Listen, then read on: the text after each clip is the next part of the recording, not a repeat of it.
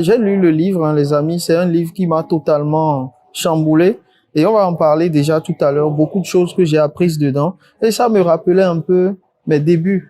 Quand je démarrais dans l'entrepreneuriat, tous les blocages que j'avais, c'était pas des blocages d'argent. Mais en fait, la plupart des gens pensent qu'ils ont des blocages parce qu'ils n'ont pas de l'argent. Mais en réalité, surtout en Afrique, on a des blocages qui sont liés à nous-mêmes, notre intérieur, et notre façon de penser. Donc déjà, pourquoi ce titre-là? Alors, votre rendez-vous dans la tempête, c'est magnifique. Pourquoi? Parce que chacun de nous, nous avons rendez-vous dans la tempête, tôt ou tard. C'est-à-dire, si ça n'a jamais eu lieu dans ta vie, ça va venir bientôt ou dans quelques années. Donc, il est question que tout être humain, justement, se prépare à une éventuelle tempête. Et les tempêtes sont de différentes formes. Ça peut être des tempêtes financières, ça peut être des tempêtes psychologiques, ça peut être des tempêtes, tu te retrouves aujourd'hui dans des pays comme la Syrie, le Liban, où ça bombarde, tu te retrouves dans une tempête. Donc, tôt ou tard, de différentes manières, ça peut être des tempêtes familiales, ça peut être des tempêtes, en tout cas dans ta carrière, peu importe. Donc, chaque être humain, un jour, aura forcément rendez-vous avec la tempête ou dans la tempête.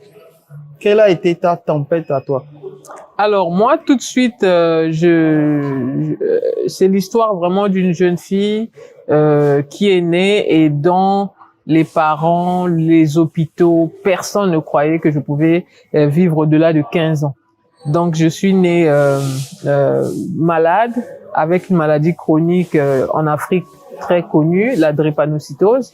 Et donc quand je nais, tout de suite, il y a un problème, c'est que le bébé pleurait beaucoup et on ne découvrait pas pourquoi le bébé pleurait toujours. Et donc, je crois que c'est à l'âge de 2 ans qu'on finit par découvrir que voilà, j'avais la drépanocytose, mais vraiment à un taux très élevé. Et donc, les chances médicales n'étaient pas de mon côté. Et donc, on disait que bon, même 15 ans, pour arriver à 15 ans, c'était vraiment, ça veut dire que même Dieu a fait des miracles. Et donc, j'ai passé une enfance très, très difficile, souvent hospitalisée, pendant que les autres faisaient des examens à l'école, pendant que les autres travaillaient. Vraiment, moi, je me retrouvais souvent à l'hôpital. Et donc, même mes parents, ma mère se disait que bon, certainement, je ne pourrais pas aller loin à l'école et que elle pensait que s'il y a un enfant pour lequel elle doit vraiment jusqu'à la fin de sa vie s'en occuper, ce serait moi, parce que ce n'était pas de ma faute de me retrouver dans la condition dans laquelle je me trouvais. Donc j'ai grandi un enfant très solitaire. J'avais peur du regard des autres parce que il y a des gens qui me disaient cru devant la face comme ça que tu vas mourir de toute façon, tu finis l'argent de tes parents et tout, hein, c'est quoi, meurs. Donc j'ai beaucoup subi le jugement, les critiques. Et j'ai passé une enfance, je peux dire, très, très dure. J'ai beaucoup vécu dans le rejet.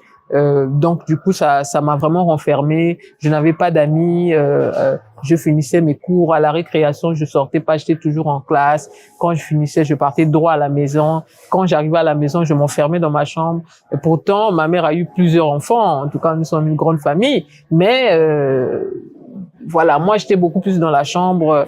Je ne passais pas vraiment du temps avec mes petits frères et sœurs. Et donc ma consolation tout de suite, ça devient le livre. Et donc je commandais des livres et ma maman m'achetait beaucoup de livres.